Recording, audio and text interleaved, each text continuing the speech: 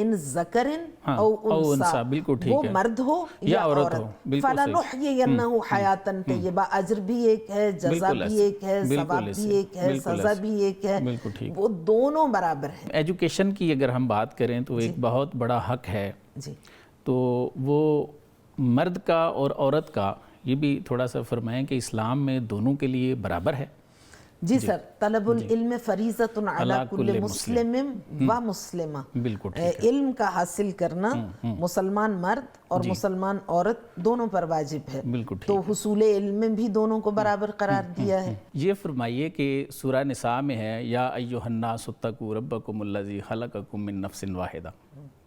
کہ اے لوگو اللہ سے ڈرو، یا ایھا الناس اتقوا ربکم الذی، اپنے اس رب سے ڈرو جس نے خلقکم من نفس واحدہ، ایک جان سے تمہیں پیدا کیا ہے۔ تو یہاں پہ تو ہمیں برابری نظر آتی ہے کہ مرد بھی اسی جان سے ہیں، عورت بھی اسی جان سے ہیں۔ ادھر سورہ بقرہ میں ہمیں نظر آتا ہے کہ اللہ تعالیٰ ارشاد فرماتے ہیں وَلِلرِّجَالِ عَلَيْهِنَّ دَرَجَةٌ، کہ مردوں کو ایک درجہ خواتین پر حاصل ہے۔ تو یہ ارشاد فرمائیں کہ یہ کون سا درجہ ہے جو مردوں کو عورتوں پر حاصل ہے؟ بسم اللہ الرحمن الرحیم۔ یہ موضوعات اور یہ گفتگو اتنی ہی قدیم ہے جتنی شاہراہ حیات پر انسانی قافلوں کی تاریخ قدیم ہے۔ جی، تاریخ میں انسانی قافلے آگے بڑھتے رہے، مرد و زن دونوں اصناف ایک دوسرے کے ساتھ چلتی چلی آئی ہیں، تو یہ سفر جاری رہنا ممکن ہوا، صحیح، اور کسی دور میں بھی یہ تصور نہیں رہا کہ تنہا کسی ایک صنف کے ذریعے سے یہ سفر آگے بڑھ سکتا ہے یا جاری رہ سکتا ہے۔ جی، مرد و زن دونوں کا وجود اس زندگی کو آگے بڑھانے کے لیے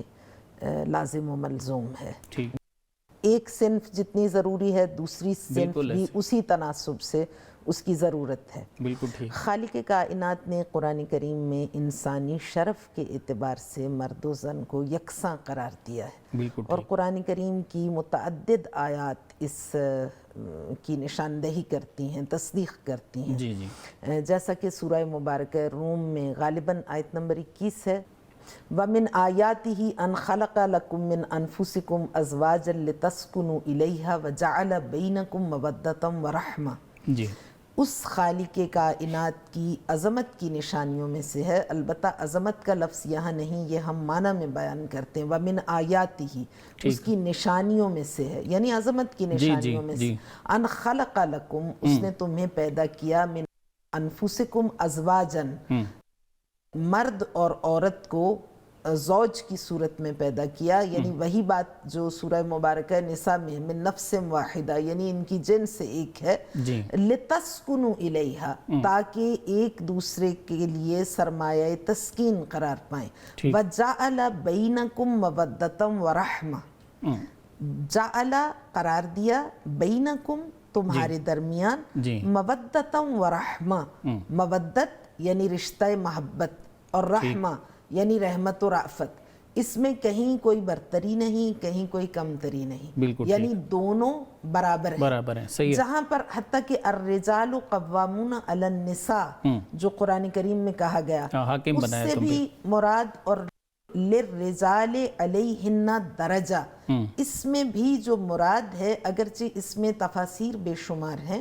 اور اہل دانش و بینش نے بہت زیادہ اس کے اوپر گفتگو کی ہے، کتابیں لکھی گئی ہیں، تفاسیر میں تبصرے کیے گئے ہیں، اور بہت سے پہلو بیان کیے گئے ہیں، بہت سے استفادے کیے گئے ہیں آیت کے اس حصے سے،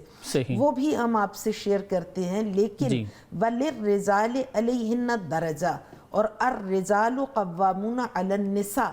اس میں مسئلہ مینجمنٹ کا ہے، بالکل ٹھیک، یعنی مرد پیش قدم ہے عورت سے انتظامی امور میں،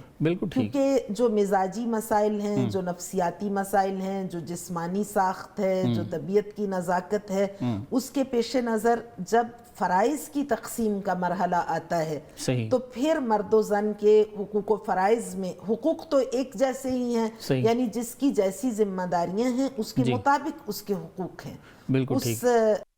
سے مطابقت رکھتے ہیں. جی اس میں جب فرائض کی تقسیم ہوتی ہے تو دیکھا جاتا ہے کہ خاتون اس کی جسمانی ساخت کیسی ہے, وہ سرد و گرم حالات کو سہنے میں کس قدر مقابلہ کر سکتی ہے, اور مرد کی جسمانی ساخت کیسی ہے. اس کے مطابق الرجال قوامون علی النساء, جو لوگوں نے اس کی بعض نے ترجمے میں کہا کہ مردوں کو خواتین پر برتری یا فوقیت حاصل ہے, تو اس کے بارے میں ہمارے علماء تفسیر نے قرآن کریم کی اس آیت کی تفسیر میں یہ بیان کیا کہ قوام کا معنی ہے یعنی عورتوں کا قوام مردوں کی وجہ سے ہے, یعنی مرد عورتوں کے نان و نفقے کے ذمہ دار ہیں, ان کو فراہم کرنے کے, ان کو بہم پہنچانے کے, اور اس کے ساتھ ساتھ ان کے محافظ و پاسبان بھی ہیں, کیونکہ عورت صنف نازک ہے. صحیح. صنف نازک ہونے کی وجہ سے اس کو حفاظت کی ضرورت ہے, پروٹیکشن کی ضرورت ہے, تحفظ کی ضرورت ہے. تو مرد وہ تحفظ بھی فراہم کرتا ہے, اور صنف نازک ہی ہونے کی وجہ سے یہ جو پیسہ جنریٹ کرنا, کمانا, محنت کرنا, مشقت کرنا, یہ انتظامی معاملات جو ہیں یہ تو میم سمجھ آتے ہیں نا. جیسے تمام لوگ,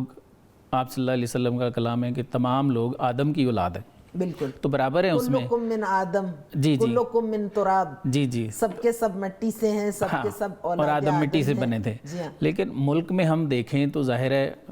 اس کا انتظام چلانے کے لیے ہمیں ایک صدر ہے, ایک وزیر اعظم ہے, اس کے نیچے بھی اسی طرح انتظامی ایک ڈھانچہ ہے پورا. تو یہ تو ضروری ہے میرے خیال میں انتظامی لحاظ سے اس کے سمجھ آتی ہے, انتظامی اعتبار سے. تو جو قرآن کریم میں قطعاً مرد اور عورت کے بارے میں کہیں پر کوئی تفریق روا نہیں رکھی گئی, حتیٰ کہ جو آیات عورت اور مرد کے حقوق سے متعلق نہیں, مثلا اہل ایمان کے بارے میں جیسے من عمل صالحا, من آمن وعمل صالحا وَهُوَ مُؤْمِنٌ فَلَنُحْيِيَنَّهُ حَيَاةً طَيِّبَةً, تم میں سے جو بھی ایمان لائے اور عمل صالح انجام دے, من ذکر او انثى, وہ مرد ہو یا عورت, فَلَنُحْيِيَنَّهُ حَيَاةً طَيِّبَةً, اجر بھی ایک ہے, جزا بھی ایک ہے, ثواب بھی ایک ہے, سزا بھی ایک ہے, وہ دونوں برابر ہیں. ایجوکیشن کی اگر ہم بات کریں تو ایک بہت بڑا حق ہے, تو وہ مرد کا اور عورت کا, یہ بھی تھوڑا سا فرمائیں کہ اسلام میں دونوں کے لیے برابر ہے. جی سر, طلب العلم فریضۃ علی کل مسلم و مسلمہ, علم کا حاصل کرنا مسلمان مرد اور مسلمان عورت دونوں پر واجب ہے. تو حصول علم میں بھی دونوں کو برابر قرار دیا ہے. اور پھر اگلا مرحلہ جائیداد کی تقسیم کا ہے, تو اس میں عورت کو جتنا اسلام نے نوازا ہے اس کا اگر صحیح طرح سے جائزہ لیا جائے تو پھر محسوس ایسا ہوتا ہے, حالانکہ اسلام نے تو ایک عادلانہ قانون پیش کیا ہے, اور اہل علم و دانش کے نزدیک انسانی معاشروں کے لیے ایک عادلانہ قانون کی ضرورت پر زور بھی دیا گیا. انسانی معاشروں اور حیوانات کے جم گھٹوں میں وہی قانون کی حکمرانی ہی مابہل امتیاز قرار دی جاتی ہے. ان الدین عند اللہ الاسلام ومن یبتغی غیر الاسلام دینا فلن یقبل منہ. تو خالق کائنات ہی ہے جو انسانی فطرت کی ساخت کو بنایا ہی اس نے ہے, انسان جانتا بھی وہی ہے, جانتا بھی وہی ہے, اس کی مصلحتوں سے باخبر ہے, اس کے مقتضیات سے آگاہ ہے, اور عادل ذات بھی اسی کی ہے, نفع و ضرر سے بالاتر بھی وہی ہے, تو پھر وہی صحیح قانون پیش کر سکتا ہے. تو خالق کائنات نے جو قوانین وضع کیے ہیں ان میں جیسا کہ میں نے گزارش کیا کہ جب مرحلہ ایمان میں انسان کو داخل کرنا چاہا تو مرد و زن کو برابر قرار دیا. جب رشتہ ازدواج میں منسلک کرنے کی بات کی یا اس کے فلسفے کو بیان کیا تو وَمِنْ آیَاتِهِ أَنْ خَلَقَ لَكُم مِّنْ أَنفُسِكُمْ أَزْوَاجًا لِتَسْكُنُوا إِلَيْهَا وَجَعَلَ بَيْنَكُمْ مَوَدَّةً وَرَحْمَةً, اس جذبہ لطیف کی نشاندہی کی کہ اس میں کوئی غیظ و غضب یا اس میں کوئی سختی یا اس میں کوئی حکمرانی یا اس میں کوئی فرمان روائی یا اس میں کوئی برتری نہیں, بلکہ محبت ہے, مودت ہے, رأفت ہے, رحمت ہے اور سرمایہ تسکین ہے ایک دوسرے کے لیے. اس کے بعد طلب علم کا مسئلہ جب بیان کیا تو طلب العلم فریضۃ علی کل مسلم و مسلمہ, جب جزا و سزا کے قانون کو بیان کیا تو من ذکر او انثیٰ, مرد ہو یا عورت ہو, برابر قرار دیا. جب تقوی اور بارگاہ خدا بندی میں بلندی درجات کی بات کی تو ان اکرمکم عند اللہ اتقاکم, خدا کی بارگاہ نگاہ میں تم میں سب سے زیادہ بلندتر اور صاحب تکریم وہ ہے جو عمل کے اعتبار سے زیادہ پاکیزہ ہو، جو باتقویٰ ہو، پرہیزگار ہو. اور اس کے بعد اب اگلا مرحلہ جو آپ نے بیان کیا، اسلام میں خواتین جو صدر اسلام میں گزری ہیں ان کو اسی طرح سے تعلیم دی گئی جس طرح سے، بلکہ جب وہاں پہ کلاسز ہوتی تھیں اور خود سرکار ختمی مرتبت صلی اللہ علیہ وآلہ وسلم کی ذات والا صفات آپ خود بنفس نفیس تشریف لاتے تھے تو مکس گیدرنگ سے خطاب فرماتے تھے. صحیح جی، اور ان کو بھی اسی طرح سے ایجوکیٹ کیا جاتا تھا خواتین کو جیسے مردوں کو. صحیح. ایون بیعت کے لیے بھی ان کے لیے بیعت بھی کرتے رہے، جہاد کے لیے، جہاد مرد پہ واجب کیا گیا، لیکن خواتین کے خدمات جو تھے وہ کھانا پکانے میں، زخمیوں کی مرہم پٹی میں، اور جتنے بھی امور انجام دیے جاتے ہیں. کوئی ایک اسپیشل دن بھی مقرر فرمایا ان کے لیے؟ جی بے شک. جی.